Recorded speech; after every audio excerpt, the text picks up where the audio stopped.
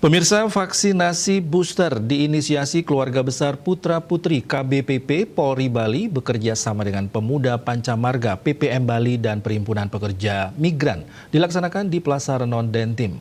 Kapolda Bali Irjen Pol Putu Jayan Danuputra menyatakan vaksin dan disiplin prokes sangat penting, apalagi kasus Omikron tinggi di Bali. Vaksinasi di tempat ini menargetkan 1.400 orang. Ia berharap kegiatan ini berlangsung lancar dan memenuhi target. Masyarakat Bali yang sudah waktunya vaksinasi ketiga atau booster diharapkan bisa mengikuti dan mencapai target sesuai harapan. Setelah divaksin, Irjen Putu Jayan mengingatkan masyarakat jangan lupa prokes, terutama pola 3M. Jangan ada kerumunan dan selalu pakai masker. Ini penting dipatuhi. Sekarang kasus Omikron di Bali sudah tinggi. Penerapan prokes diperketat karena berdasarkan pengalaman penyebaran COVID-19 ini karena adanya kontak. Apabila bisa lindungi diri dengan 3M, memakai masker, mencuci tangan dan menjaga jarak dan vaksinasi, penyebaran virus corona bisa ditekan sekecil mungkin.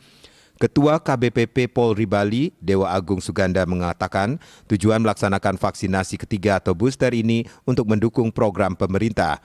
Oleh karena itu, warga yang memang waktunya vaksin ketiga diharapkan bisa hadir. Pihaknya ingin membantu menyukseskan vaksinasi untuk mencapai herd immunity. Kertanegara Bali Pos melaporkan.